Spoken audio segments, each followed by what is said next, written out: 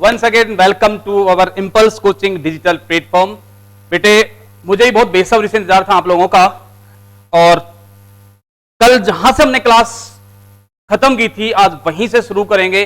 कल मैंने बहुत बेसिक्स बातें की थी आपसे इलेक्ट्रोस्टैटिक्स के बारे में। इलेक्ट्रोस्टैटिक्स क्या होता है, चार्ज के बारे में हमने बहुत बेसिक से पॉइंट डिस्कस किए थे, और उससे रिलेटेड कुछ छोटे मोटे से क्वेश्चंस भी किए थे जो स्पेशली बोर्ड वगैरह के लिए इंपॉर्टेंट थे। कॉम्पिटिशंस में कम चांस से एक क्वेश्चन था कॉम्पिटिशन के हिसाब से जो स्टेशनरी चार्ज वाला क्वेश्चन करा था मैंने कि स्टेशनरी चार्ज क्या प्रोड्यूस करता है, उसके हिसाब से बाकी जो क्वेश्चंस थे बेसिक क्वेश्चंस थे। आज वहीं से हम आगे कंटिन्यू करेंगे और आज की क्लास बहुत बहुत ज्यादा इंटरेस्टिंग होने वाली है, क्योंकि ये एकदम बैकबोन है इस चैप्टर की। इस में से 100%, मतलब 100 तो खैर मैं नहीं बोल सकता कि मैं ही पेपर बनाऊंगा, but most of the time इसमें से क्वेश्चन पूछा ही जाता है। और जो क्वेश्चंस पूछे जाते हैं कूलम्स लॉ के, आज हम डिस्कस करेंगे कूलम्स लॉ।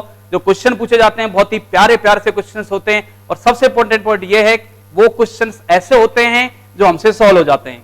भाई कई चैप्टर ऐसे होते हैं जिनके क्वेश्चंस तो सर हमको पता आते हैं लेकिन वो हमसे सॉल्व नहीं होते, कितनी मेहनत करें, बट इस चैप्टर के क्वेश्चंस ऐसे हो बेटे तो बिल्कुल आपकी अप्रोच में होते हैं। हर साल आता है क्वेश्चन। सो आज हम स्टार्ट करेंगे कूलम्स लॉ। मैं आपको बिल्कुल समझा दूं, कूलम्स लॉ बहुत बहुत इंपॉर्टेंट है, बहुत प्यारा सा है और आपको बहुत मजा आएगा। तो अब चलते हैं कूलम्स लॉ की तरफ। हम कूलम्स लॉ में सामने लिखा हुआ है आपके कूलम का नियम। सबसे पहले तो जो बात करें बेटे कूलम्स लॉ के बारे में, जो कूलम का नियम होता है वो एक्सपेरिमेंटल लॉ है। एक्सपेरिमेंटल लॉ का मतलब समझते हो आप?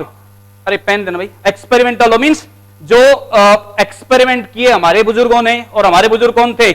एक ही बुजुर्ग थे हमारे जिनका नाम था कूलम। उन्होंने एक्सपेरिमेंट किए कूलम्स ने, और उसके जो रिजल्ट्स आए वो हमें दिए गए। और बेटे मैंने आज स्पेशली अपने लेक्चर के अंदर जो हिंदी मीडियम के बच्चे हैं जो एकदम टिपिकल हिंदुस्तानी हैं उनके लिए भी मैं स्पेशली हिंदी में लिख के लाया हूं सारी स्लाइड्स में। तो उन बच्चों के लिए बहुत एफर्ट्स लगाए मैंने। तो हिंदी मीडियम के बच्चे मैं चाहता हूं कि इसको लाइक जरूर करें, शेयर करें। आप जितना लाइक शेयर करोगे मैं और उतना अच्छे से अच्छा आपके सामने डिलीवर करने की कोशिश करूंगा। और मैं 100% श्योर हूं कि इस बार हम 100% डॉक्टर बनेंगे इस साल। जब भी एग्जाम होगी आपको मैं डैम श्योर होकर बता रहा हूं ये बात। तो यहां पे बेटे कूलम की बात करते हैं। द फोर्स ऑफ अट्रैक्शन और repulsion between two stationary charge point charges. अब देखो यहां पे ध्यान देना बेटे, स्टेशनरी पॉइंट चार्जेस ये बहुत इंपॉर्टेंट है। यानी अभी मैं इसके जस्ट अगली स्लाइड में आपको समझाऊंगा कि ये केवल स्टेशनरी चार्ज पर ही एप्लीकेबल है। ये जो मैंने अंडरलाइन किया है स्टेशनरी पॉइंट चार्जेस, तो पॉइंट चार्ज क्या होता है? जैसे हम हल्का सा बैक चलते हैं 11वीं क्लास में। 11वीं क्लास में हमने एक चैप्टर पढ़ा था, उस चैप्टर का नाम था gravitation. Newton's law of gravitation पढ़ा था हमने। वहां पे भी जब न्यूटन्स लॉ ऑफ ग्रेविटेशन की बात करते थे तो वहां पे भी प्यारे बच्चे आपने साथ अगर याद हो आपको हल्का सा रिवाइज करो, हल्का सा बिल्कुल आंखें बंद करो एकदम और बिल्कुल शून्य की प्राप्ति करो और सोचो आपको समझ में आएगा कि वहां पे हल्का सा हम जब बात करते थे तो वहां पे लिखते थे कि जो न्यूटन का नियम है वो पॉइंट मास के लिए एप्लीकेबल होता था, बिंदु द्रव्यमानों पर लागू होता था। और ऐसा ही कुछ यहां पे है। यहां पे पॉइंट चार्ज की बात की जा रही है, बिंदु आवेश की बात की जा रही है। तो यहां पे हम छोटे छोटे से पॉइंट इनको समझने की कोशिश करते हैं। पॉइंट चार्ज क्या होता है, बिंदु आवेश क्या होता है। पॉइंट चार्ज का मतलब क्या होता है बेटे? पॉइंट चार्ज मींस अगर कोई भी चार्ज है जिसकी डायमेंशंस बहुत नेग्लिजिबल हो, बहुत स्मॉल डायमेंशंस हो, उसको हम क्या बोलते हैं? Point charge. कोई भी चार्ज जिसकी डायमेंशंस स्मॉल हो। अब एक और बात, कई बच्चों को मामा क्या सर हम इसको स्फीयर पे नहीं लगा सकते क्या सर हम और किसी बड़े ऑब्जेक्ट पे नहीं लगा सकते क्या? बिल्कुल लगा सकते हो बेटे, ध्यान देना जो समझ रहा उसको। हेवनली बॉडी यानी बहुत जो बड़ी बड़ी बॉडी होती है उन पर भी ये एप्लीकेबल होता है। बट फिजिक्स में क्या होता है? Assume let m be the mass, let v be the velocity. तो हम सब कुछ लेट करते हैं। तो जब भी स्फीयर की बात करेंगे हम क्या कर लेंगे? Let spheres are with the point charges, assume कर लेंगे, वो अपने बस में है बिल्कुल। तो ये आगे अपने पास में। अब आगे लिखा है point charges directly proportional to the product of charges and inversely proportional to the square of distance between them. ये बोल रहे हैं उनके बीच की जो स्क्वायर है, उनके बीच की जो डिस्टेंस है उसके स्क्वायर के इनवर्सली प्रोपोर्शनल होता है। यानी सीधी सी बात है, यहां पे दो चार्ज लिखे हुए हिंदी में पढ़ लो आप लोग। दो स्थिर बिंदु आवेशों के बीच लगने वाला बल आकर्षण या प्रतिकर्षण कोई भी हो सकता है। दोनों आवेशों के मात्राओं के गुणनफल यानी उनके परिमाण, मात्रा का मतलब उनके मैग्नीट्यूड की बात कर रहे हैं, परिमाण की बात कर रहे हैं, उनके गुणनफल के समानुपाती एवं उनके बीच की दूरी के वर्ग के व्युत्क्रमानुपाती होता है। यह बल दोनों आवेशों को जोड़ने वाली रेखा के अनुदिश होता है। इसमें दिशा का भी बहुत इंपॉर्टेंट है बेटे, क्योंकि फोर्स है, फोर्स वेक्टर क्वांटिटी है, वेक्टर क्वांटिटी है, तो इसका मतलब इसमें डायरेक्शन का रोल है। डायरेक्शन किधर होगी? Along the line joining. सामने डायग्राम दिखाए, जैसे ये Q1 चार्ज है, ये Q2 चार्ज है, दोनों का मैग्नीट्यूड अलग अलग है, दोनों का नेचर में सेम मान के चल रहा हूं, सेम नेचर के चार्ज है, तो इस चार्ज पे इस डायरेक्शन में रिपल्सन फोर्स लग रहा होगा। मान लेते हैं इसका मैग्नीट्यूड F है, सेम मैग्नीट्यूड का फोर्स इसमें लग रहा होगा इस डायरेक्शन में, वो भी कितना होगा? F ही होगा। अब यहां पे ध्यान देने वाली बात क्या है बेटे? चार्जेस कुछ भी हो, उनके बीच में जो फोर्स का मैग्नीट्यूड होगा वो सेम होता है, और ये तो न्यूटन थर्ड लॉ भी बोलता है, law of action.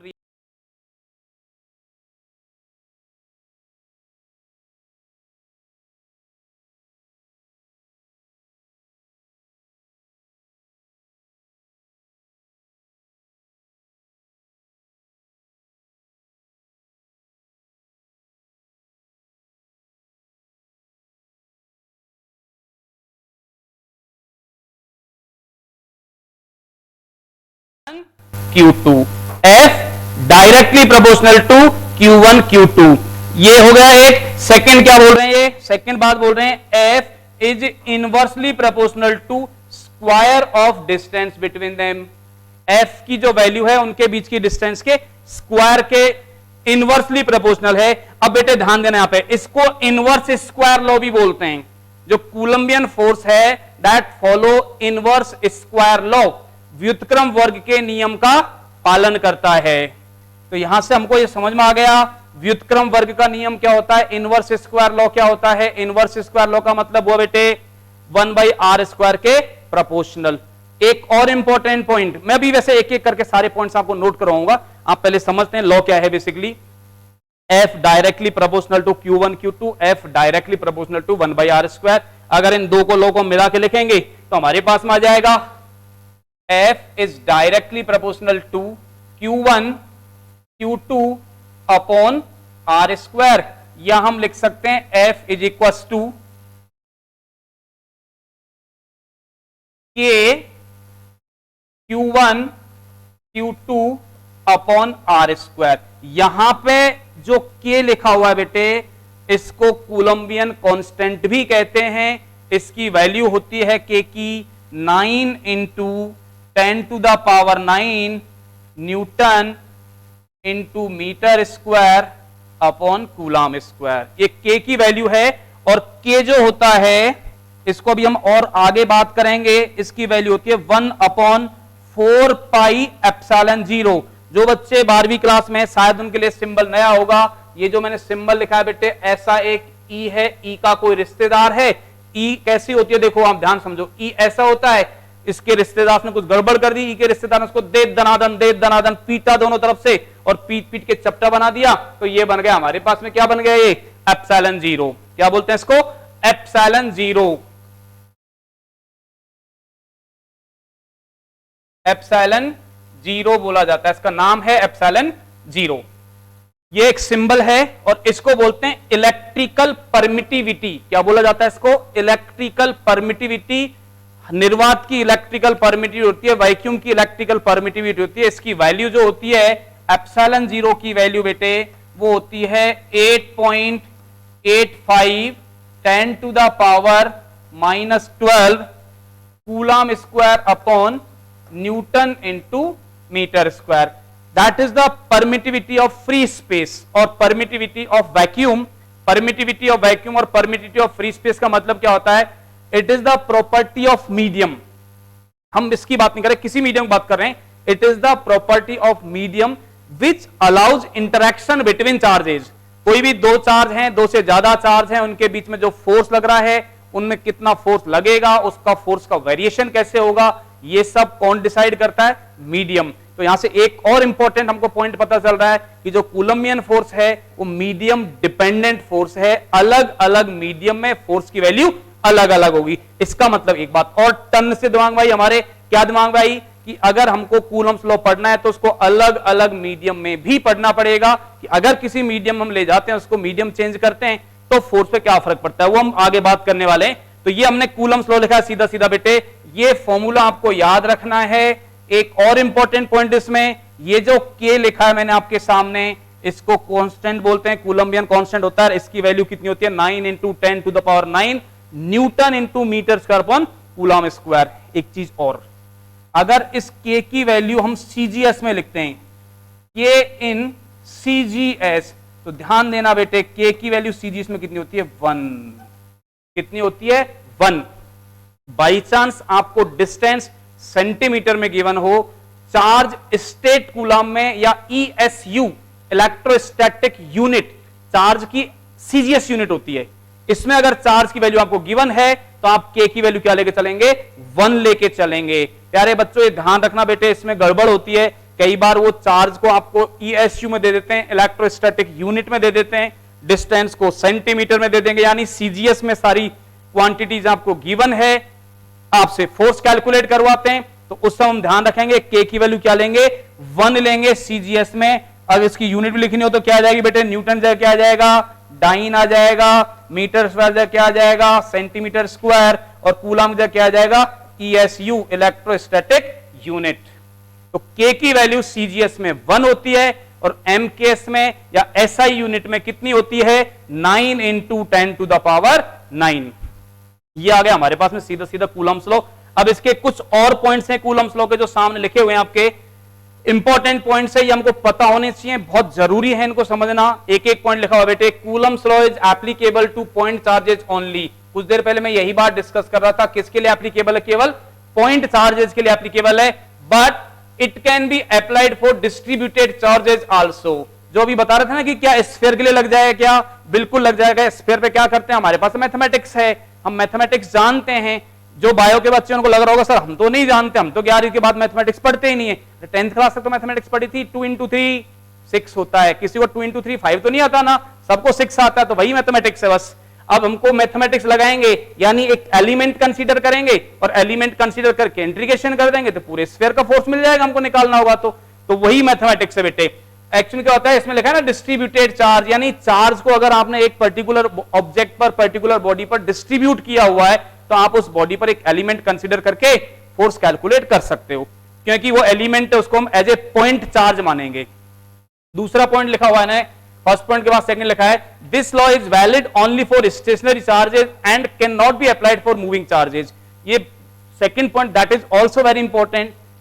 Coulomb's law is applicable only stationary charges. अगर बेटे चार्ज मूव कर जाएगा तो फिर उसमें क्या होता है, मैग्नेटिक फोर्स लगना भी शुरू हो जाता है, क्योंकि स्टेशनरी चार्ज केवल इलेक्ट्रिक फील्ड प्रोड्यूस करता है और चार्ज जैसे मूव करने लगता है वो मैग्नेटिक फील्ड भी प्रोड्यूस करने लग जाता है, तो वहां पे मैग्नेटिक फोर्स का भी रोल आ जाता है, इसलिए वहां पे कूलम्स लॉ एप्लीकेबल नहीं होता। तब एप्लीकेबल है Coulomb's law, this law is valid only for stationary charges and can not be applied for moving charges. Hindi वाले बच्चे ध्यान देंगे, यह केवल स्थिर आवेशों पर ही लगता है, अगर आवेश को आपने गति करा दी तो यह लॉ नहीं एप्लीकेबल होगा।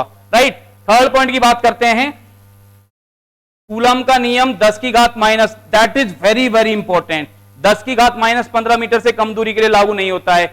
अब देखो याद करते अपन थोड़ा सा ना, हल्का सा अंदर घुसते हैं। एटम के अंदर न्यूक्लियस होती है, न्यूक्लियस के अंदर न्यूक्लियर फोर्सेज लगते हैं। न्यूक्लियर फोर्सेज इस नेचर के अंदर सबसे स्ट्रॉन्ग फोर्स होते हैं, तो जब भी न्यूक्लियर फोर्सेज की बात की जाती है वहां पे शॉर्ट रेंज फोर्स होते हैं, शॉर्ट डिस्टेंस होती है, तो उस केस में हम इलेक्ट्रोस्टैटिक फोर्स को नेग्लिजिबल मानते हैं, बहुत कम लगता है उनके कंपैरिजन में। और ये यहां पे यही बात बोलने की कोशिश की जा रही है कि कूलम का जो नियम होता है वो 10 की घात माइनस 15 मीटर से कम दूरी पर लागू नहीं होता, क्योंकि जैसे ही इनके कम डिस्टेंस करेंगे हम तो ये फोर्स एप्लीकेबल नहीं होगा। तो ये बेटा हमने कूलम्स लॉ और उससे रिलेटेड बातें की थी। आई होप किसी बच्चे को कोई डाउट है तो शायद उसने भेजा भी होगा कूलम्स के लॉ की, क्योंकि अब मैं इस पे कुछ न्यूमेरिकल्स करवाने वाला हूं बेटे आपको। तो अगर किसी को कोई भी डाउट है तो आप इसमें बता सकते हो, मुझे भेज सकते हो आप अपने डाउट्स। है किसी बच्चे को डाउट? Any doubt? अच्छा, जेम्पल्स वीपीएस, शाबाश बेटो, बस वेरी गुड बेटे, बहुत अच्छी बात है, बहुत अच्छे से कमेंट्स आ रहे हैं आप लोगों के। अब हम आगे बढ़ते हैं, इसमें इस पे बेस्ड कुछ क्वेश्चंस करते हैं। राइट, आई होप आपको समझ में आ रहा होगा, बहुत इंपॉर्टेंट है। मैंने बहुत बेसिक लेवल से समझाने की कोशिश की, आपको बिल्कुल जीरो लेवल से लेकर चला हूं मैं, और अभी आपको देखना मैं बहुत टॉप लेवल तक लेके जाऊंगा। अभी तक आपने अगर एनसीईआरटी में पढ़ा है तो एनसीईआरटी में हम केवल दो ही चीजें पढ़ते हैं कूलम्स लॉ पे, एक तो सिंपल कूलम्स लॉ, एक वेक्टर फॉर्म में, और कुछ हल्का सा उन्होंने बोला है कि अगर मीडियम चेंज कर देंगे।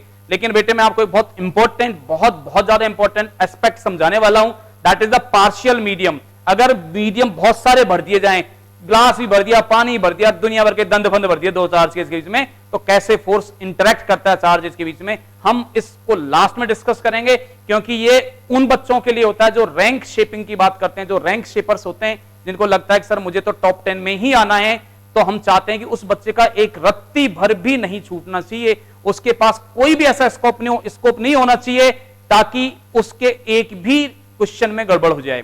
तो हम हर क्वेश्चन को कवर करने की कोशिश करते हैं बेटे। तो ये आ गया अपने पास में सिंपल सा। अब हम इस पे बेस्ड कुछ क्वेश्चंस की बात करेंगे। उससे पहले एक छोटा सा आर्टिकल है, इस आर्टिकल को डिस्कस करेंगे हम। प्रिंसिपल ऑफ सुपरपोजिशन, अध्यारोपण का सिद्धांत। देखो अध्यारोपण का सिद्धांत तो हम 11वीं क्लास से पढ़ते आ रहे हैं, बस हो सकता है हमने उसका नाम नहीं सुना हो। आप बताओ, अगर मान लो सिंपल सोचो बेटे, प्रिंसिपल ऑफ सुपरपोजिशन की बात कर रहे हैं, आपको अगर एक ही पॉइंट दे रखा है, मैं 11th क्लास की बात कर रहा हूं, अभी 12th में नहीं आते अपन, क्योंकि कोविड की वजह से हमारी एग्जाम तो हुई नहीं और हमको वैसे प्रमोट कर दिया, तो हो सकता है कि अपनी नॉलेज इतनी स्ट्रॉन्ग नहीं हो पाई हो।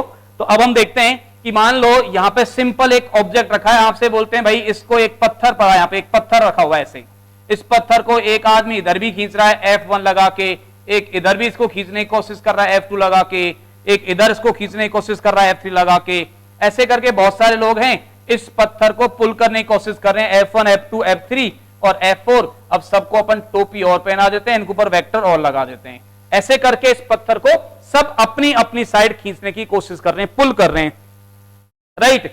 अब बताओ बेटे, अगर ये पत्थर किधर जाएगा, नहीं पता, कैसे पता लगाते हैं इसका पता लगाने का सिंपल सा तरीका है, इस पर बेटे नेट फोर्स लिख दो, F vector is equal to F1 vector plus F2 vector plus F3 vector plus F4 vector.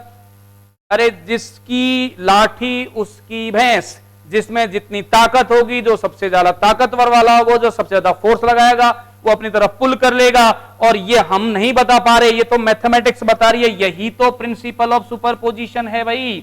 Principal of superposition का मतलब यही होता है, कुछ अलग नहीं है प्रिंसिपल ऑफ सुपरपोजिशन कि कुछ अलग हो। अगर किसी भी ऑब्जेक्ट पर आपको नेट रिजल्टेंट फाइंड करना है, it may be displacement, it may be force, it may be electric field, it may be magnetic field, it may be any other vector quantity, और in fact it may be any scalar quantity। अगर आपको potential भी find करना है किसी point पर, आप उस पर्टिकुलर चार्ज पर या पर्टिकुलर पॉइंट पर डिफरेंट चार्जेस का पोटेंशियल का भी रिजल्टेंट निकाल सकते हो यूजिंग प्रिंसिपल ऑफ सुपरपोजिशन।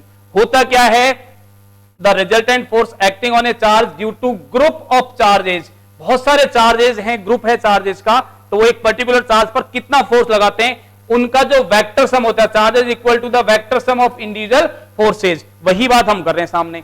ये जरूरी नहीं है कि स्पेशली फोर्स के ऊपर ही लगेगा, ऐसा कुछ नहीं है। रिजल्टेंट डिस्प्लेसमेंट निकालना है, वहां भी एप्लीकेबल है।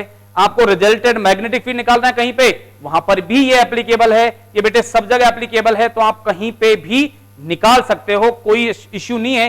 That is the principal of superposition. Simple से शब्दों में सुनना चाहते हो तो इसका मतलब होता है, अगर किसी पर्टिकुलर चार्ज पर, पर्टिकुलर पॉइंट पर आपको रिजल्टेंट फाइंड करना है, डिफरेंट वेक्टर्स का या डिफरेंट स्केलर्स का रिजल्टेंट निकालना है, then we use principle of superposition. देखो मैं आपको ना वापस थोड़ा सा फ्लैशबैक में ले चलता हूं। 11वीं क्लास में हमने एक चैप्टर पढ़ा था, कुछ बच्चों ने हो सकता नहीं भी पढ़ा हो क्योंकि प्रॉपर स्कूलिंग हुई नहीं इस साल, तो शायद आपने घर पे पढ़ा होगा या कई बच्चों ने मस्ती में निकाल दिया होगा। एक चैप्टर आता है वेव्स एंड ऑसिलेशन, एक चैप्टर होता है, तरंग गति और दोलन करके एक अध्याय पढ़ते हैं 11वीं क्लास में। उसमें प्रिंसिपल ऑफ सुपरपोजिशन की एप्लीकेशंस होती हैं बहुत ज्यादा, वहां पे इसको बहुत अच्छे से वेव्स का डिस्प्लेसमेंट निकालते थे रिजल्टेंट, उसका रिजल्टेंट क्या होता था, इंटरफेरेंस, याद करो इंटरफेरेंस, स्टेशनरी वेव्स बनती थी, लिसाजू फिगर बनते थे, डिफरेंट उसकी एप्लीकेशंस थी। तो वहां पे भी प्रिंसिपल ऑफ सुपरपोजिशन होता था बेटे। तो बहुत इंपॉर्टेंट एस्पेक्ट है, लेकिन है कुछ भी नहीं, बहुत बेसिक सा है, तो आपको समझ में आ गया होगा। यहां पे इन्होंने जो समझाने की कोशिश की है वो ये समझा रहे हैं कि यहां पे एक चार्ज है हमारे पास में Q, इस चार्ज पर एक तो Q1 चार्ज है जो फोर्स लगाएगा इस डायरेक्शन में, रिपल्सिव फोर्स लगा रहा है, ऐसे एक Q2 चार्ज रखा है, ये इस डायरेक्शन में रिपल्सिव फोर्स लगा रहा है जिसको F2 लिखा है, एक Q3 चार्ज है, ये इस डायरेक्शन में रिपल्सिव फोर्स लगा रहा है जिसको हमने F3 लिखा हुआ है। अब आपसे पूछते हैं कि इस पर्टिकुलर चार्ज पर रिजल्टेंट फोर्स क्या होगा, F1 vector plus F2 vector plus F3 vector, यानी तीनों का वेक्टर सम हो जाएगा। तो ये मेरे हिसाब से सारे बच्चों को समझ आ गया होगा बेटे, वेरी गुड, सभी के रिप्लाई आ रहे हैं, okay okay sir, good good, very good. तो ये आ गया बेटे। अब हम थोड़े से न्यूमेरिकल पार्ट की तरफ चलते हैं। यहां से मैंने बिल्कुल पहले बेसिक क्वेश्चंस लिए आपके सामने। अब बेटे आप अगर अच्छे बच्चे हो, डॉक्टर बनना चाहते हो या किसी इंजीनियरिंग कॉलेज में जाना चाहते हो, तो मेरे साथ साथ आप क्वेश्चन सॉल्व करोगे और मेरे से पहले आपके रिप्लाई आने चाहिए, क्योंकि मैं सामने आपका देख रहा हूं क्या क्या रिप्लाई लाते हैं आप लोग। सामने क्वेश्चन लिखा हुआ है, when distance between charge particle is half the force between them becomes. ये बोल रहे हैं कि दो आवेश हैं हमारे पास में, यदि आवेशों के बीच की दूरी को आधा कर दिया जाए तो उनके मध्य लगने वाला बल हो जाएगा। दो चार्ज है, उनके बीच की दूरी को आधा कर दिया जाए तो उनके मध्य लगने वाला फोर्स कितना होगा। अभी तक किसी का रिप्लाई नहीं आया बेटे, बिल्कुल स्ट्रेट फॉरवर्ड क्वेश्चन है, रिप्लाई आना चाहिए आप लोगों का तुरंत। मैं वेट कर रहा हूं। आंसर डी 4 टाइम्स आ रहे हैं, कुछ बच्चों का आंसर डी आया है, बाकी जल्दी बताओ बेटे। 4 आंसर आ रहा है, D D, very good. Royal Chaudhary, Rahul Sharma, दोनों का डी है। संजू का भी डी है, Rahul Sharma D, SK D, Khushwant Kumawat C. बेटे खुशवंत देखो एक बार, ज्यादातर लोगों का डी आ रहा है, आपने शायद गलती से सी लिख दिया है, दोबारा चेक करो। उसके बाद में ज्यादातर का डी आया बेटे। अब चेक करते हैं, देखो इन्होंने बोला है यदि आवेशों की दूरी को आधा कर दिया जाए, हमारे पास में बेटे फोर्स जो लिखते हैं, दो आवेशों की बात की जाए तो फोर्स कितना लगता है, K Q1 Q2 upon R square. अब इन्होंने केवल हमसे बात की है डिस्टेंस के बारे में कि इनके बीच की दूरी को क्या कर दिया जाए, आधा कर दिया जाए। डिस्टेंस को क्या कर रहे हैं बेटे, हाफ कर रहे हैं डिस्टेंस को। अब डिस्टेंस को हाफ कर देंगे तो मान लो फोर्स F डैश हो जाता है, तो हम क्या लिखेंगे, K Q1 Q2 upon R by 2 square, यानी ये आ गया हमारे पास में 4K Q1 Q2 upon R square. तो हम लिख सकते हैं जो F डैश आया वो आ गया हमारे पास में 4F। कितना आ गया बेटे, 4F। बिल्कुल सभी के आंसर डी हैं, वेरी गुड। चलो बहुत अच्छी बात है, सारे बच्चे साथ में क्वेश्चन सॉल्व कर रहे हैं। और सबसे इंटरेस्टिंग बात यह है कि सबने मुझसे पहले आंसर दिए हैं। आप तो सब बिल्कुल बहुत बड़े वाले बच्चे बन गए, बड़े वाले मतलब अच्छे बड़े वाले बेटे ना, दूसरे बड़े वाले नहीं, अच्छे बड़े वाले बच्चे बन गए हो। और सबका आंसर डी है, D is the correct answer, बिल्कुल करेक्ट है, D is the correct answer. Next question पर आते हैं। नेक्स्ट क्वेश्चन है हमारे पास में, each of two charges are double and distance between them becomes half. अब थोड़ा सा ट्विस्ट किया हल्का सा, ये बोल रहे हैं कि दोनों चार्जेस को डबल कर दिया जाए और उनके बीच की डिस्टेंस को क्या कर दिया जाए, आधा कर दिया जाए। दोनों आवेशों को दुगना कर दिया जाए एवं उनके मध्य की दूरी को आधा कर दिया जाए तो उनके मध्य लगने वाला बल n गुना हो जाता है। कितना हो जाता है, n गुना हो जाता है। तो जहां पर n कितना होगा, जल्दी बताओ बेटे, जल्दी से बताओ, मैं वेट कर रहा हूं आपके रिप्लाई का। उनके बीच की दूरी को आधा कर दिया, उनकी बीच की दूरी को आधा कर दिया, हर एक आवेश को डबल कर दिया, तो उनका जो बल है वो n गुना हो जाता है बेटे। Rahul Sharma A, Sanju Bhuria D, Meenakshi good evening बेटे, वेरी गुड इवनिंग। जल्दी से क्वेश्चन सॉल्व करो सब लोग। राहुल बेटे आपने वापस ट्राई करो, शायद आपका आंसर कुछ और आ रहा हो। अब ए डी, बड़ी गजब की बात है यार, सबके आंसर अलग अलग कैसे आ रहे हैं बेटे। अब डी आना शुरू हो गए ज्यादातर बच्चों के, फिर कुछ एक बच्चों का सी आ रहा है। महावीर प्रसाद सैनी जी डी, मयंक सैनी डी, खत्री अजीज 16, अच्छा 16 शायद आंसर लिख रहे हैं, 16 मतलब डी की बात कर रहे हैं ये भी, वेरी गुड। ज्यादातर का डी, अरे वाह बहुत बड़ी स्पीड से दे रहे हो, सुपर डुपर स्पीड में आंसर आ रहे हैं, वेरी गुड, इंप्रेसिव, बिल्कुल बहुत अच्छे आंसर आ रहे हैं बेटे सबके। तो सबका आंसर डी आ रहा है। लेट्स चेक दिस क्वेश्चन कि आंसर इसका डी होगा या कुछ और होगा, क्योंकि ज्यादातर के डी आ रहे हैं आंसर। एक बार फिर से चेक करते हैं। ये बोल रहे हैं बेटे, अब देखो उन्होंने क्या क्या बोला है, आवेशों को दोनों कर दिया। सबसे पहले हम एफ लिखते हैं, सिंपल। एफ का फॉर्मूला क्या है हमारे पास में, एफ है के Q1 Q2 upon R square, ये हमारे पास में एफ है, फोर्स है, राइट। अब इन्होंने क्या किया, अब हम ये मान लेते हैं कि अब फोर्स एफ डैश हो जाता है कि Q1 भी कितना हो गया बेटे, डबल कर दिया ट्वाइस Q1, Q2 को भी डबल कर दिया ट्वाइस Q2 अपॉन डिस्टेंस को कितना किया है, आधा, डिस्टेंस को कर दिया r/2 का स्क्वायर। तो एफ डैश आ जाएगा देखो 2 इंटू 2 4 और ये स्क्वायर करेंगे 4 ऊपर चला जाएगा यानी 16 के Q1 Q2 upon are square. अरे देखो प्यारे बच्चों ये क्या है, दैट इज द एफ। तो एफ डैश कितना आ गया हमारे पास में, एफ डैश कितना आ गया बेटे 16F, यानी फोर्स कितना हो गया 16 टाइम्स हो गया। एन की वैल्यू कितनी हो, यही तो पूछा कि एन गुना हो जाता है तो कितना गुना हो गया, 16 गुना हो गया। करेक्ट आंसर सभी के D, yes D is correct answer, बिल्कुल डी करेक्ट आंसर है, सभी का आंसर सही था। और मुझे आप लोग समझ नहीं सकते, अंदर से सच में बहुत खुशी हो रही है कि आप लोग मुझसे पहले आंसर निकाल रहे हो। यही चाहिए, कहावत होती है ना अपने की, गुरु गुड़ रह गया चेला शक्कर हो गया, तो बिल्कुल वो कहावत 100% एप्लीकेबल हो रही है आप लोगों के ऊपर। चढ़ा नहीं रहा हूं कि सर हम तो चढ़ा रहे हो बिना बात के, हमको चढ़ा नहीं रहा हूं, सत्य है बिल्कुल ये। अब अगले क्वेश्चन धीरे धीरे आएंगे, अब देखना वापस गुरुजी शक्कर बन जाएंगे और चेले वापस गुड़ बन जाएंगे, क्योंकि जैसे जैसे क्वेश्चन का लेवल बढ़ेगा वैसे वैसे चेलों का मीठापन कम होता जाएगा।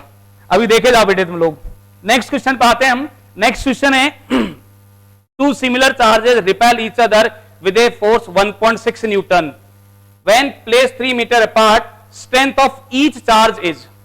दो चार्ज हैं इक्वल मैग्नीट्यूड के, उनको 3 मीटर की दूरी पर रखा गया है, उनके बीच लगने वाला फोर्स 1.6 न्यूटन है। अब आपसे पूछ रहे हैं कि हर एक चार्ज की स्ट्रेंथ कितनी होगी, हर एक चार्ज की स्ट्रेंथ क्या होगी, जल्दी से ट्राई करो। नहीं सर जी, नहीं बेटे सब होशियार बच्चे हो, यस सर। अब इसका जल्दी आंसर दो, अभी तुम शक्कर बन गए सब लोग, अब जल्दी से आंसर चाहिए मुझे, जल्दी सोल्व करो बेटे, जल्दी स्पीडली, क्योंकि हमको 30 सेकंड्स मिलते हैं एक क्वेश्चन में, ये मान के चलो मैक्सिमम 1 मिनट अगर ढंग का क्वेश्चन है तो इसमें 30 सेकंड का टाइम रहता है आपके पास में, और स्पीडली करो और मुझे तुम पे पूरा विश्वास है। हाँ एक बच्चे का आंसर आया है बी, खुशवंत का आंसर आया है बी, इसके बाद में संतोष का आंसर बी है, प्रेम सिंह का भी बी आंसर है, Khushboo is also B, Ankit Kumar B, very good बेटे सभी के बी आ रहे हैं। ऐसा तो नहीं है कि एक बी टाइप करता है फिर धड़ाधड़ सब बी टाइप करने लग जाते हो, ऐसा कोई गड़बड़ मत करना भाई, सबको सोल्व करना है। अगर बी आ रहा है तो बी आएगा, सी आ रहा है तो सी, जो भी आ रहा है। ओके बेटे अब चलते हैं अपन तो यहां पे अब सोल्व करते हैं इसको, एक बार कोशिश करते हैं, राइट। अब कोशिश करते हैं अपन, और बेटे यहां पे आपस में कमेंट मत करो आप ना प्लीज, आप सब बहुत अच्छे बच्चे हो, तो कोई एक दूसरे के लिए कमेंट ना करें कुछ भी, कौन क्लास ले रहा है कौन क्लास नहीं ले रहा है ये आप बिल्कुल मत बोलो। आप तो सिर्फ और सिर्फ अपनी क्लास से फोकस करो कि आपको मजा आ रहा है नहीं आ रहा, आपको समझना है कौन बच्चा क्लास नहीं। अगर कोई बच्चा क्लास नहीं लेगा तो उसका लॉस होगा, ले रहा है तो उसको भी पढ़ने दो आप भी पढ़ो, राइट। आप सब अच्छे बच्चे हो। हाँ बेटे अपने पास में आ गया ये दो आवेश दे रखे थे, वो कितने हैं, हम एक को हर एक को क्यू चार्ज मान लेते हैं बेटे, क्या मान लेते हैं, क्यू चार्ज मान लेते हैं। तो कितना फोर्स लगेगा, F is equal to K into Q square upon are square. ये सिंपल फॉर्मूला है क्योंकि दोनों चार्ज इक्वल मैग्नीट्यूड के हैं, दोनों कैसे हैं, इक्वल मैग्नीट्यूड के हैं। वैल्यूज रख देते हैं, और इस फोर्स की वैल्यू कितनी दे रखी है आपको, 1.6 न्यूटन दिया हुआ है फोर्स। के की वैल्यू रखते हैं इसमें 9 into 10 to the power 9, Q square को एज इट इज रहने देते हैं बेटे, अपॉन डिस्टेंस कितनी उनके बीच में 3, 3 का स्क्वायर कितना आ जाएगा 9 इज इक्वल टू 1.6। देखो 9 से 9 कैंसिल हो गया, तो हमारे पास में क्यू स्क्वायर की वैल्यू कितनी आ गई, क्यू आ गया बेटे 1.6 इंटू 10 टू द पावर -9, या हम लिख सकते हैं Q square is equal to 16 into 10 to the power -10, और Q इज इक्वल टू आ जाएगा आपके पास में, इसको सॉल्व करोगे तो 4 इंटू 10 टू द पावर -5, या आप और डिटेल में लिखोगे तो Q 40 into 10 to the power -6, या Q is equal to 40 micro coulomb. मैंने बिल्कुल एक एक स्टेप सोल्व कर दिया, आपका आंसर क्या आ जाएगा 40 माइक्रो कूलम। कुछ गड़बड़ है यार आप लोगों का, तो सबका बी आ रहा था आंसर, तो ये तो कुछ और ही आ गया। सभी का आंसर बी कैसे आ रहा था? अभी बी चल, अब देखो ए हो गया, तुरंत बदल गए तुम लोग। ऐसा तो नहीं कि मैंने कोई कैलकुलेशन मिस्टेक की हो। पावरफुल, हाँ जी, के हाल है, बढ़िया हाल है बेटे। इसको एक बार चेक कर लो कि मैंने तो कोई कैलकुलेशन मिस्टेक नहीं की, शायद से नहीं की, मुझे ऐसा लग रहा है।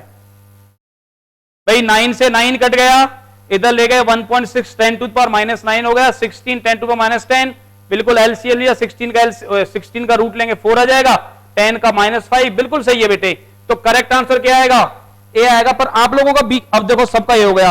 कितनी जल्दी रंग बदलते हो तुम लोग, इतनी जल्दी तो नेता भी नहीं बदलते हैं भाई, बहुत जल्दी बदलते हो तुम लोग। अभी तो बी था आपका सबका आंसर और बहुत जल्दी आ गया, इसका मतलब कंफर्म है बेटे, कोई एक बच्चा बी आंसर दे रहा है और आप धड़ाधड़ कॉपी करके बी डाल रहे हो, चेक नहीं कर रहे हो। और मुझे तो मेरे जो स्टूडेंट्स हैं वो तो बहुत अच्छे बच्चे हैं, वो तो ऐसा करते ही नहीं कॉपी कभी भी, तो कॉपी नहीं करेंगे बिल्कुल बिल्कुल बिल्कुल। सभी ने सही किया है, वेरी गुड, ए आंसर आएगा। एक और क्वेश्चन करते हैं आगे, क्योंकि फिजिक्स में मैंने आपको पहली क्लास में बताया था कि थ्योरी कम और क्वेश्चंस की प्रैक्टिस ज्यादा होती है। एक और क्वेश्चन है, देखो इसके मिलता जुलता बिल्कुल, ये बहुत हलवा टाइप क्वेश्चन है। हलवा टाइप समझते हो ना बेटे? मैं हलवा टाइप क्यों बोलता हूं? क्योंकि हलवा ऐसा जिसको मुंह में डालो बिना चबाए अंदर, बिना मेहनत के अंदर जाता है, तो वही बिल्कुल ऐसा है। दो आवेश हैं, हर एक 1 माइक्रोकूलम और एक 100 माइक्रोकूलम, निश्चित दूरी पर है, तो इन पर लगने वाले बल का अनुपात होगा। 5 सेकंड का क्वेश्चन है, बिल्कुल मात्र 5 सेकंड।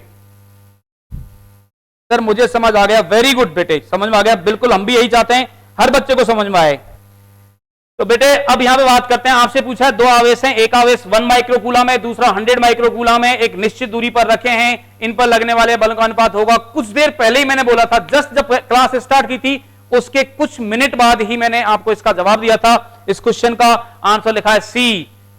अब बेटे कॉपी मत करना कोई भी प्लीज, सब अपना अपना आंसर निकालेंगे। सी, बी, सी, एक का डबल बी आ गया, वेरी गुड, एक का ए आया, फिर सी आया है, फिर सी, ए। देखो एक क्वेश्चन आंसर अनेक, बताओ कैसे पॉसिबल है? अरे खालिस्तानों, अभी मैंने कुछ देर पहले समझाया था, दो चार्ज हमारे पास में, एक चार्ज Q1 है मान लो, एक चार्ज Q2 है, इस Q1 पर फोर्स इधर लगता है, इस Q2 पर फोर्स इधर लगता है, इसका मैग्नीट्यूड भी F होता है, इसका मैग्नीट्यूड भी F होता है। जब दोनों का मैग्नीट्यूड सेम है तो इनका रेशो क्या आएगा? 1:1। कुछ सॉल्व ही नहीं करना इसमें, दोनों का रेशो निकालना था। एक का आंसर जी आ गया, वेरी गुड, पावरफुल मैन, आपका आंसर जी आ गया बेटे। A B C D option 4 है, आपका जी आ रहा है, वेरी गुड, बहुत ऊपर जाओगे बेटे, सबसे आगे निकलोगे तुम, कोशिश करो। शायद गलती से आपने जी दबा दिया होगा। तो ये हमारे पास में स्ट्रेट फॉरवर्ड क्वेश्चन था बेटे। और देखते हैं क्वेश्चन। अब क्वेश्चन नहीं है, अब आप ध्यान देना बेटे, किसी अन्य माध्यम में कूलाम का नियम, ये मैंने आपको जो क्वेश्चंस कराए थे बहुत बेसिक क्वेश्चन थे, बिल्कुल जस्ट आपका क्लास में इंटरेस्ट डेवलप करने के लिए कि इस तरह के क्वेश्चंस भी आते हैं। अब हम जो पढ़ने वाले हैं वो थोड़ा सा डिफरेंट है, एनसीईआरटी में भी दे रखा है आपके, और आपके लिए इंपॉर्टेंट भी है। तो अब आप कमेंट करना बिल्कुल बंद कर दें, अब बिल्कुल फोकस करें, जो मैं पढ़ा रहा हूं उस पर ध्यान दें। अभी हमने कुछ देर पहले बेटे कूलम्स लॉ पढ़ा था, F = K Q1 Q2 upon R², ऐसा लिखा था हमने कूलम्स लॉ के बारे में, और मैंने K की वैल्यू पुट की थी उसमें, तो यहां पे लिखा था F = 1/4 pi epsilon 0 Q1 Q2 upon R²। ये हमारे पास में एक जनरल फॉर्मूला है। अब इसमें ये जो क्वांटिटी है इस पे हमें क्या करना है? इस पे हमें ध्यान देना है। क्या देना है बेटे? ध्यान देना है। किस पर?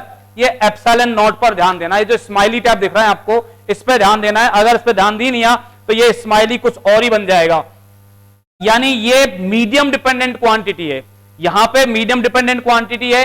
अगर किसी और मीडियम में जाएंगे, हम मीडियम की बात की जाए, किसी और मीडियम में फोर्स को लिखेंगे तो उस मीडियम में जब फोर्स की वैल्यू आती है F मीडियम, वो आ जाएगी 1/4 pi epsilon Q1 Q2 upon R²। Distance हमने वही रखी है जो वैक्यूम में थी, जो एयर में थी। कितना फोर्स लगेगा? 1/4 pi epsilon Q1 Q2 upon R²। अब बेटे यहां पे ये जो एप्सिलॉन है ये किसी भी मीडियम की परमिटिविटी है। किस मीडियम की? जिस मीडियम में हम फोर्स की बात कर रहे हैं। जैसे मान लो दो चार्ज को आप पानी के अंदर ले गए तो वहां पे उनका फोर्स चेंज हो जाएगा। यानी एक इंपॉर्टेंट पॉइंट हमको पता लगा कि जो कूलम फोर्स है वो मीडियम डिपेंडेंट होता है, मीडियम पे डिपेंड करता है। तो यहां पे एक इंपॉर्टेंट पॉइंट आता है बेटे, रिलेटिव परमिटिविटी या डाइइलेक्ट्रिक कांस्टेंट। डाइइलेक्ट्रिक कांस्टेंट जिसको परावैद्युतांक कहा जाता है, रिलेटिव परमिटिविटी भी उसी को बोलते हैं।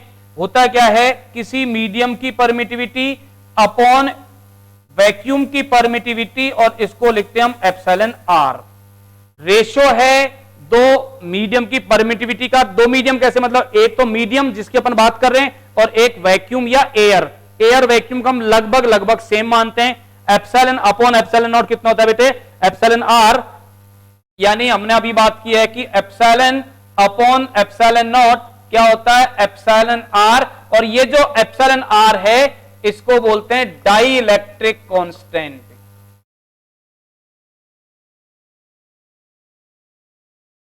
इलेक्ट्रिक कांस्टेंट, या इसी को बेटे परावैद्युतांक बोला जाता है, डाइइलेक्ट्रिक कांस्टेंट। अब देखो ध्यान दो बेटे, डाइइलेक्ट्रिक कांस्टेंट यानी यहां से एप्सिलॉन को क्या लिख सकते हैं हम, एप्सिलॉन को लिख सकते हैं epsilon R into epsilon naught. अब जो फोर्स में बात कर रहा था किसी मीडियम में, वो फोर्स कितना आ जाएगा, 1/4 pi epsilon naught epsilon R Q1 Q2 upon are square. या ऐसा भी लिख सकते हैं, F मीडियम आ गया हमारे पास में, F अपॉन एप्सिलॉन आर। अब देखो देखो कितनी इंपॉर्टेंट बात पता लगी हमको यहां से। अगर हम किसी भी मीडियम में चले जाएंगे तो उस मीडियम में डेफिनेटली फोर्स डिक्रीज होगा। क्यों डिक्रीज होगा, क्योंकि सबसे कम जो डाइइलेक्ट्रिक कांस्टेंट होता है वो एयर का होता है, वो 1 होता है। बाकी किसी मीडियम आप चले जाओ सबका डाइइलेक्ट्रिक कांस्टेंट 1 से ज्यादा होता है। यानी अगर आप एयर के अलावा किसी भी मीडियम में जाओगे तो वहां पे फोर्स घटना ही घटना है। अब यहां से एक बात बहुत इंपॉर्टेंट पता लग गई तो उसको हम याद लिख लेंगे बेटे, याद रखेंगे। किसी मीडियम में जो फोर्स होता है वो होता है F air upon dielectric constant. अब यहां पे डाइइलेक्ट्रिक कांस्टेंट एक डायमेंशन लेस राशि होती है, इसकी कोई विमा नहीं होती। क्यों नहीं होती, क्योंकि है क्या ये, दो समान राशियों का अनुपात है, दो सेम फिजिकल क्वांटिटी का रेशियो है, इसकी कोई डायमेंशन नहीं होती। It is a dimension less quantity. आपको याद नहीं रखना, जैसे मुझे याद है कुछ तो मैं आपको बता देता हूं। एयर के लिए 1 होता है, वाटर के लिए, पानी के लिए 81 होता है। अब सोचो पानी में अगर आप दो चार्जेस को ले जाओगे तो वहां पे फोर्स ड्रास्टिकली चेंज हो जाएगा। जो एयर में अगर 81 लग रहा था तो पानी में जाकर वो 1 ही रह जाएगा, क्योंकि 81 अपॉन 81 सेम डिस्टेंस के लिए। तो ये हमको ध्यान रखना है बेटे, किसी भी मीडियम में जाएंगे तो फोर्स डिक्रीज होगा। एक जो इंपॉर्टेंट फॉर्मूला है हमारे पास में वो आया था एप्सिलॉन आर के लिए, और वो क्या होता है, एप्सिलॉन अपॉन एप्सिलॉन नॉट। इसको बोलते हैं डाइइलेक्ट्रिक कांस्टेंट या रिलेटिव परमिटिविटी। अब ये जो हमने पॉइंट पढ़े इन पे बेस्ड और एक प्रिंसिपल ऑफ सुपरपोजिशन, इन पे बेस्ड कुछ क्वेश्चंस करेंगे बेटे हम, ठीक है। टाइम का पता ही नहीं लगता, यूं ही टाइम निकल जाता है धड़ाधड़। मुश्किल से 5-7 मिनट बचे हैं क्लास का। मुझे लगा मैंने अभी क्लास स्टार्ट की है, मुझे ऐसा फीलिंग आ रही थी कि मैंने अभी जस्ट क्लास स्टार्ट की है, बट अभी मेरे सामने इंडिकेशन आया कि सर 5 मिनट और बचे हैं आपकी क्लास में। कोई नहीं है बेटे, अगली क्लास में यहीं से कंटिन्यू करेंगे अपन और क्वेश्चंस करेंगे। पहला क्वेश्चन ये दे रखा है आपके सामने, निर्वात की विद्युतशीलता यानी electric permittivity of vacuum is इतनी दे रखी है आपको। कितनी है, electric permittivity of vacuum is 8.86 10⁻12 coulomb square upon newton into metre square, and dielectric constant of water is 81। अभी मैंने कुछ देर पहले बोला था आपको, the permittivity of water in coulomb square upon newton to metre square is. Water की permittivity पूछिए। अरे प्यारे बच्चों, आपको मैं चलो 10 सेकंड का टाइम देता हूं, जल्दी करो, 10 second, only 10 second. Good evening, very good evening, very good evening. चलो जल्दी करो बेटे, चेंज हो जाएगा, बहुत अच्छी बात है। ये मुझे बहुत आज सच में बहुत खुशी हो रही है कि आप सब लोग एक एक चीज को समझ रहे हो और रिप्लाई कर रहे हो, साथ में कमेंट कर रहे हो, बहुत अच्छी बात है बेटे। सबके रिप्लाई आए हैं। कोई बच्चा थंब दिखा रहा है, बच्चा नहीं है तो कोई बहुत बड़ी बच्ची है, बीना वीना। और एक है Royal Chaudhary, yes sir. Rajesh Dhaka D, Upasana Pandey B, सब बहुत अच्छे अच्छे कमेंट्स दे रहे हैं, वेरी गुड। अब बेटे इसको सॉल्व करते हैं। अभी सीधा सीधा मैंने एक क्वेश्चन लिखा था, अभी मैंने आपको एक सिंपल सा एग्जांपल दिया था, epsilon upon epsilon naught is equal to epsilon R. एक फॉर्मूला पढ़ा था रिलेटिव परमिटिविटी के लिए।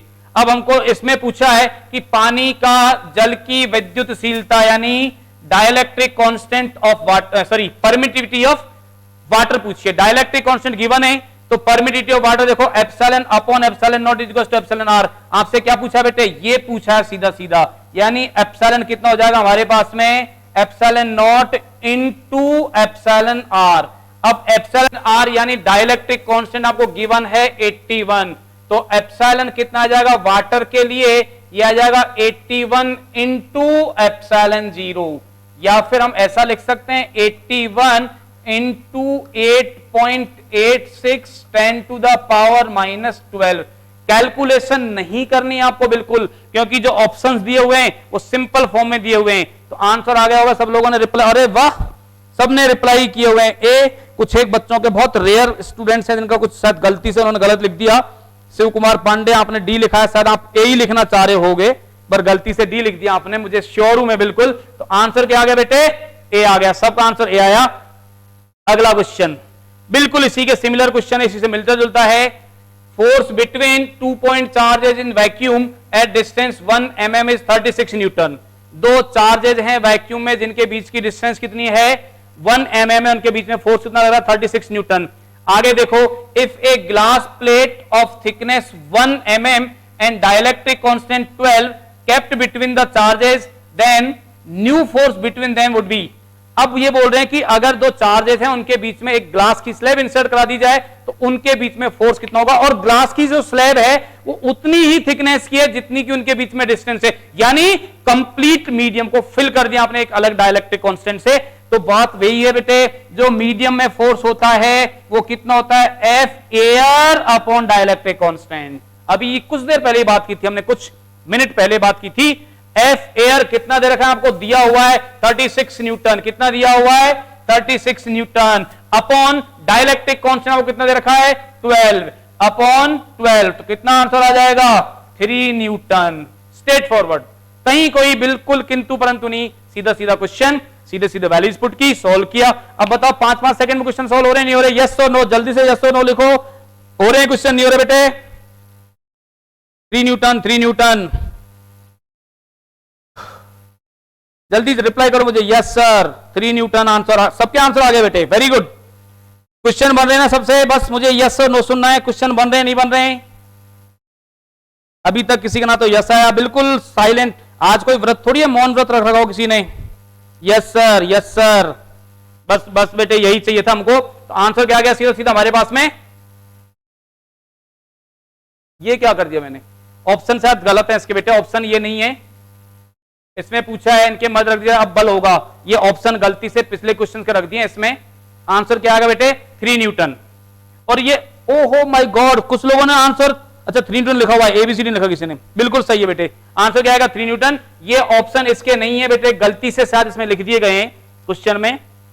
आंसर क्या आएगा इसका 3 न्यूटन, क्योंकि सीधा सीधा फॉर्मूला हमारे पास में, फोर्स जितना एयर में लग रहा है अपॉन डाइलेक्ट्रिक कांस्टेंट, तो मैंने कैलकुलेट किया, आंसर कितना आ रहा है 3 न्यूटन। ये ऑप्शन नहीं है, सीधा सीधा आंसर कितना आएगा 3 न्यूटन। बस एक और क्वेश्चन करते हैं, शायद टाइम तो हो गया मेरे हिसाब से। एक सिंपल सा क्वेश्चन करते हैं बेटे, और सामने लिखा हुआ है आपके 3 समान आवेश प्रत्येक क्यू। मैं ऐसा करता हूं, एक बार क्वेश्चन डिस्प्ले कर देता हूं ताकि अगली क्लास में इन क्वेश्चन को मैं डिस्कस करूंगा और आप लोग ट्राई करके आओगे बेटे। जो बच्चे इसको देख रहे हैं शायद स्क्रीनशॉट दे सकते हैं, स्क्रीनशॉट ले लेना, या आप वीडियो को रिपीट भी देख सकते हो। एक क्वेश्चन ये है, मैं आपके सामने डिस्प्ले किया हुआ है, इस क्वेश्चन को हम अगली क्लास में डिस्कस करेंगे। एक और क्वेश्चन है, वो भी आपके सामने डिस्प्ले कर दिया मैंने। दो एक समान आवेशित गोले समान लंबाई के 2 धागों से लटकाए गए हैं, धागे एक दूसरे के साथ 30 डिग्री के कोण पर हैं। यदि इनको एक द्रव जिसका घनत्व इतना दे रखा है में ले जाया जाए तो धागों के मध्य कौन समान रहता है, द्रव का परावर्तनांक होगा। ये 2 क्वेश्चन हैं, इन दोनों क्वेश्चन को हम अगली क्लास में डिस्कस करेंगे। दोनों क्वेश्चन में आते ही सबसे पहले इन दोनों क्वेश्चन को डिस्कस करूंगा, और आई होप, मैं बिल्कुल अपने प्यारे बच्चों पे मुझे पूरा विश्वास है, नेक्स्ट क्लास में इन क्वेश्चंस को 100% डेफिनेटली वो लोग ट्राई करके आएंगे।